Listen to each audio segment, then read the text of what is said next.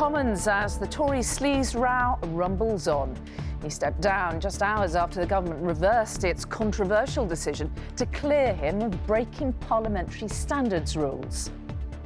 What you've got with this Prime Minister is a Prime Minister who is leading his troops through the sewer. The cross-party backlash is certainly awkward, but just how damaging is it for the Prime Minister? Also tonight. Guilty, the hospital worker who could be Britain's most prolific sexual offender. The UK approves a new antiviral drug that could cut the risk of COVID in the vulnerable. And... What's your name? What's your name, sweetheart? My name is Cleo. The magic moment, missing Cleo is found as she is reunited with her family.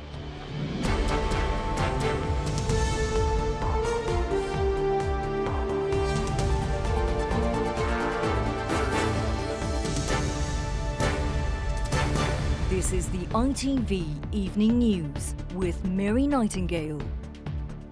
Good evening. The Conservative MP at the centre of the Westminster lobbying row quit today, saying he had wanted a life outside the cruel world of politics.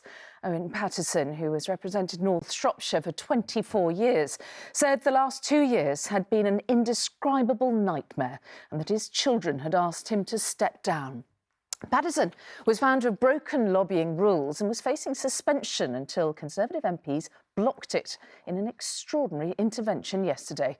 That prompted a huge backlash, forcing the government into a sudden, humiliating U-turn over its plans to change the way MPs are policed. And the fallout from the row is unlikely to settle for some time. From Westminster, here's John Ray. Judged guilty of the most serious breaches of Parliament's lobbying rules. But now, neither the Commons nor the voters will decide Owen Paterson's fate.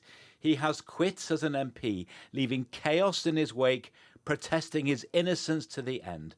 I hope no other MP goes through the horrors that I and my family have been through for the last... It was fighting talk, followed today by regret and resignation.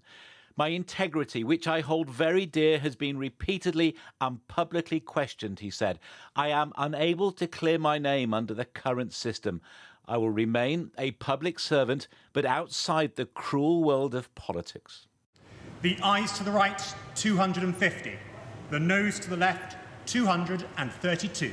Shame. 24 tumultuous hours began with a contentious vote to scrap the rulebook by which MPs police their own behaviour, to hand Mr Paterson a controversial reprieve and to provoke a furious backlash.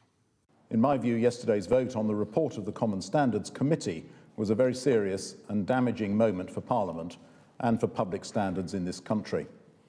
This extraordinary proposal is deeply at odds with the best traditions of British democracy. Are the Tories the party of sleaze, Prime Minister? The U-turn was rapid, and for Boris Johnson, whose personal authority was at stake, chastening. While there is a very strong feeling on both sides of the House that there is a need for an appeals process, there is equally a strong feeling that this should not be based on a single case or applied retrospectively. I fear last night's debate conflated the individual case with the general concern. It was a monumental climb down. It's no wonder that this morning they're waking up and asking themselves what on earth they've done, because what they've done is corrupt. And often in a situation like this, you have a Prime Minister who is trying to lead on public standards. What you've got with this Prime Minister is a Prime Minister who is leading his troops through the sewer. Tonight, the Prime Minister paid tribute to Mr Paterson, calling him a distinguished friend and colleague for decades. But what will remain after his departure? The memory of personal misfortune or the whiff of political scandal with wider reputations at stake? John Ray, ITV News, Westminster. On our political editor, Robert Peston's here. So just how damaging is it, Robert? Well, it's certainly incredibly embarrassing for the Prime Minister, and many would say damaging on two counts. First, we had that spectacle on Tuesday and Wednesday of the Prime Minister and his chief whip apparently trying to gerrymander the disciplinary system so that one of their colleagues, Owen Paterson, would somehow get off the hook despite being found guilty by the House of Commons' own disciplinary process of breaching the rules on lobbying in a way that was described by the relevant committee as the worst example they'd ever seen. But then, because of the extraordinary uproar from opposition parties, from the media, from former officials, this U-turn. So, the new perception is they're not even very good at it. It's sort of incompetence as well as what some people would describe as sleaze. Now, the other thing that we're left with is a system that many people no longer have confidence in, but no way to reform it so that confidence can be restored. OK, Robert, thank you. Now, a former hospital worker has admitted murdering 2 women more than 30 years ago and sexually abusing dozens of corpses at hospital mortuaries. David Fuller was arrested in December last year, and after new DNA evidence linked him to the killings of Wendy Nell and Caroline Pierce in 2 separate attacks in 1987. And when detectives searched his home, they found videos of him assaulting dead bodies at the hospitals where he worked. And a warning, this report from Dan Rivers has content that you may well find upsetting.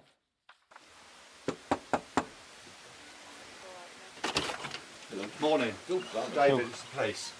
This was the moment the police finally caught up with one of Britain's most prolific and debauched sexual offenders.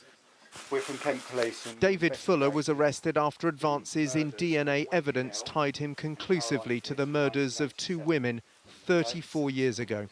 You're under arrest on suspicion of the murders of Wendy Nell and Caroline Pierce in 1987. Wendy Nell and Caroline Pierce were both abducted and murdered by Fuller, their deaths dubbed at the time the bedsit murders. Tonight, Wendy's family finally know the man who killed their daughter has been brought to justice. It hasn't sunk in yet. It's going to take a long while. Although the guilty plea won't change anything deep down, as the pain and loss will always be there, it's good knowing he will not be in a position to hurt or cause any more pain. On the back of his chest of drawers, it looks like he's got some hard drives in there, I would say. Police also discovered a hidden cache of hard drives at Fuller's house. On it were videos of him abusing bodies in the now closed Kent and Sussex Hospital mortuary where he worked as an electrician. Little did we know what we were going to find when we went to arrest David Fuller at his home address. You know, a treasure trove from his perspective of just the most abhorrent and horrendous offending against deceased bodies. When challenged, he admitted the heinous crimes. I am admitting the offences, but I don't really want to go into detail. It's not known precisely how many bodies Fuller abused, but police believe it may be in excess of 100, ranging in age from 9 to 100 years old. Tonight, the full details of Fuller's horrendous crimes spanning at least 3 decades are finally coming to light. His guilty plea means he faces a whole life term and will probably never leave prison. Dan Rivers, ITV News. A 14-year-old gunman and 3 other teenagers have been found guilty of murdering a schoolboy in Birmingham. 15-year-old Kian Lincoln was shot and stabbed by a group of youths outside his home in January. The jury is still considering a charge of murder against a 5th defendant. Now, the UK has become the first country to approve a pill that can treat COVID, potentially saving the lives of many elderly and vulnerable patients. The treatment can be taken twice a day at home and has been proven to reduce the risk of being hospitalised or dying from coronavirus. The Health Secretary called it a game changer, and it's set to be rolled out within the month, as Garrett Vincent now reports. It's a drug designed to stop COVID in its tracks. The government calls it a game changer. And for those people still shielding from the virus, like Roanna, who has a rare blood disorder, which means she has to visit hospital every 2 weeks for a transfusion, it could be so much more. This is life-changing. I think it takes away some of the worry when I go to hospital or anywhere that I pick it up. So having a drug that can treat things early on and limit hospitalization and death is welcomed by me completely. Molnupiravir will be given to those who've tested positive for COVID and who are at greater risk of developing severe illness because of other health problems or they're aged over 60. A study found that the drug cut the rate of hospital admission and death by 50% in mild to moderately ill patients. The government has secured 480,000 courses of the drug. I'm Laura Trevelyan in New York City. Makes the virus over-mutate, causes a lot of genetic problems in the virus, and therefore kills it. This drug is a capsule which you take by mouth, and it is used for patients who have early or moderate coronavirus disease or COVID-19 who are not hospitalized. A drug which keeps COVID patients out of hospital will serve vital purpose this winter, and in a pandemic, its approval has come much quicker than it normally would. The data look pretty good, but it hasn't yet been peer-reviewed, so we haven't had a chance to pore over all the results and look at them for ourselves. Having said that, the MHRA, the regulatory body, was quite happy to approve this, so yeah, cautiously optimistic would be a good way to describe it. Doctors say that Molnupiravir is not a reason not to get vaccinated. It's just another part of the defence against a disease which is still a long way from being defeated. Geraint Vincent, ITV News. In the last hour, the England and Wales Cricket Board has suspended Yorkshire County Cricket from holding any international or major matches over a racism row. The ECB said Yorkshire's handling of racist abuse received by the former player Azim Rafiq is unacceptable and is damaging the game. Our North of England reporter Sangeeta Lal is at Yorkshire Cricket's Headingley Stadium tonight. Sangeeta, how significant is this move, do you think? There's no doubt how significant this news is. This is one of the most famous venues for hosting international matches of cricket in the country. And the fact that the England and Wales board has suspended major and international matches from here is a huge blow, not just to Yorkshire's reputation, but its finances too. England were due to play matches against New Zealand and South Africa here next summer. They attract big crowds, but a big question mark now hangs over those games. But there is no doubt that this is welcome news for Azim Rafiq, politicians and other key figures across the sport who've all been calling for action following allegations from Azim Rafiq that he experienced racial abuse and bullying while he was at the club. And there's more news tonight from his former teammate Gary Ballance, who last night admitted using a racially offensive term to describe Azim Rafiq. He has tonight been suspended from selection indefinitely. And this is just the beginning for the club, as they will now face a select committee in the next 2 weeks where we'll hear more evidence from Azim Rafiq about his experiences at the club. We'll also hear from Yorkshire's chair, director and executive for what will no doubt be another uncomfortable day for Yorkshire County Cricket Club. Sangeeta at Headingley, thank you.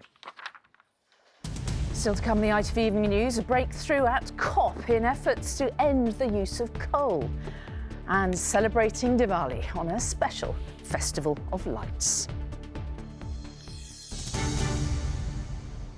But before that, millions of households across the UK could be at risk of carbon monoxide poisoning due to dangerous appliances. A survey of heating engineers found that more than 60% were seeing poorly maintained or indeed badly fitted items like boilers every month.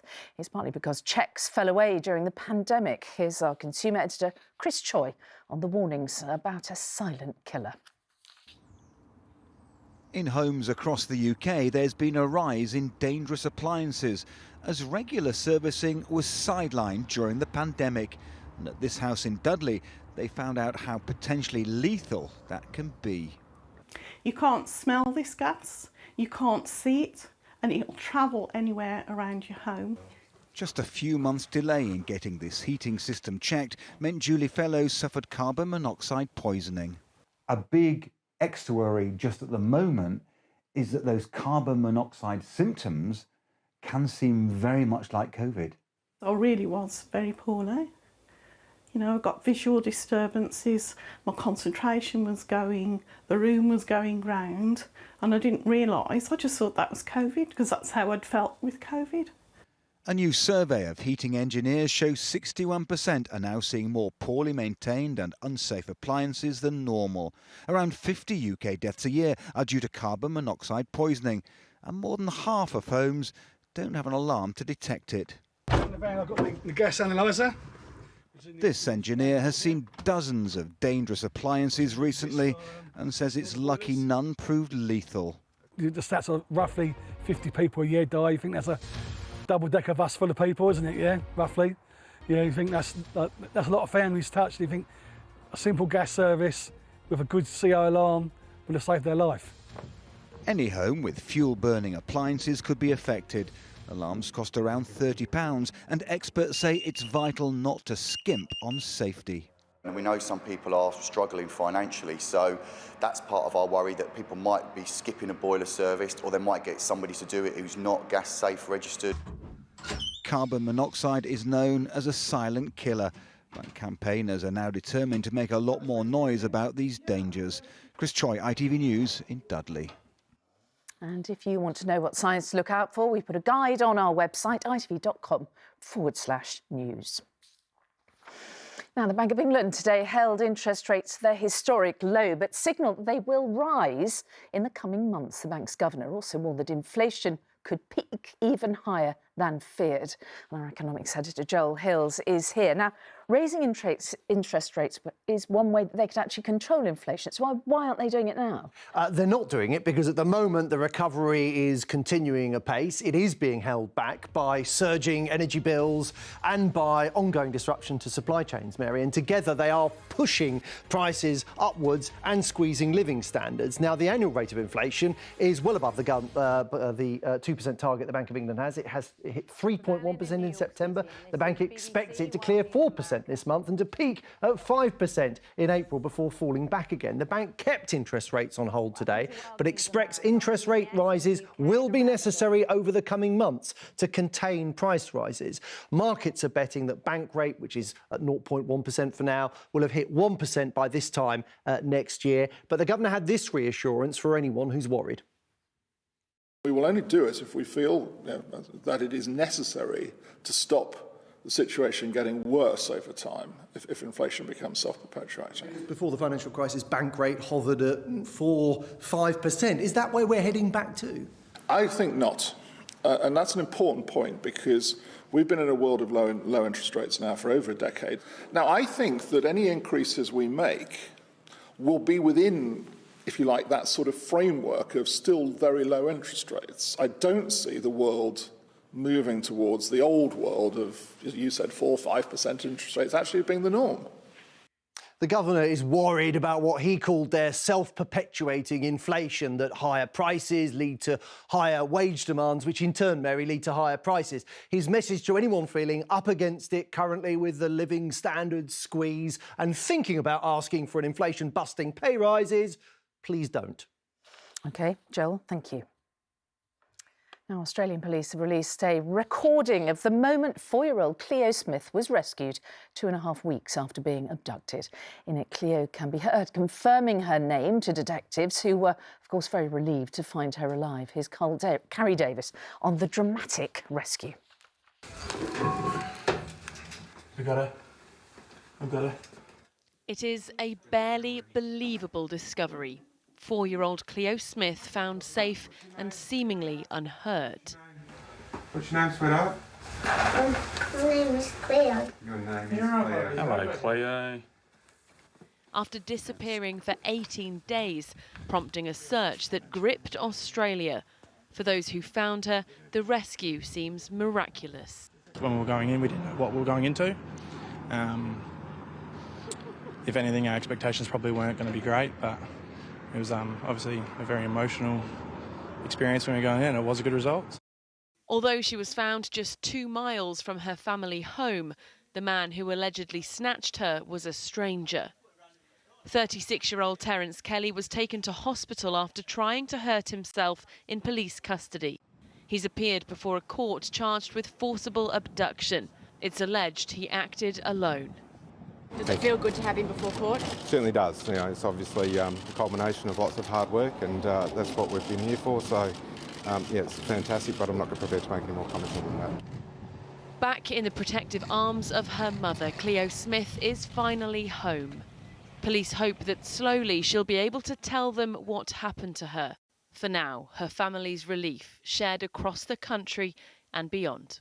Carrie Davis, ITV News. Yeah, the first damaged carriages have been removed from the scene of the Salisbury train crash. 2 of the carriages were lifted from the track by a crane. The others will be taken away tomorrow. Investigators say the crash was caused by one of the train's wheels slipping on the rails. One of the drivers has been left with life-changing injuries. Now, more than 40 countries have signed up to a new deal to phase out coal burning, the single biggest contributor to climate change. The latest pledge from the COP26 summit will see richer nations scrap coal use by the 2030s, others a decade later. But as Rachel Younger reports, the world's 3 biggest coal consumers haven't signed up. If the burning ambition is to limit global warming to 1.5 degrees, burning coal is the biggest threat to that.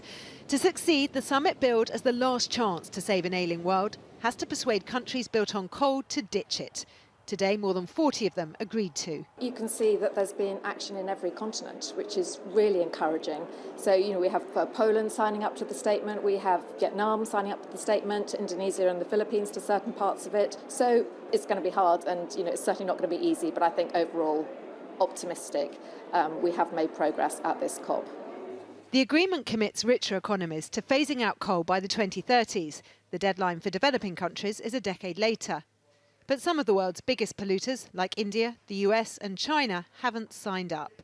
A real blow when you consider that China generated over half of the world's coal power in 2020 and is still building new coal-fired power plants.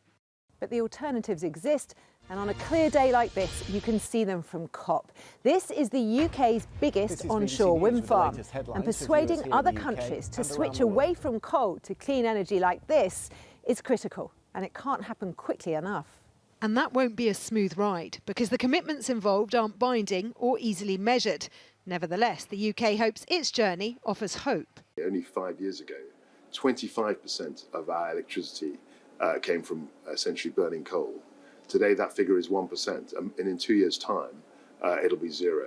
But critics say Number 10 still needs to clean up its act. Too often the government has undermined its own standing by facing both ways. So telling others to power past coal, but looking at a new coal mine in Cumbria, a new oil field, the Cambo oil field, where we know we need to go past fossil fuels.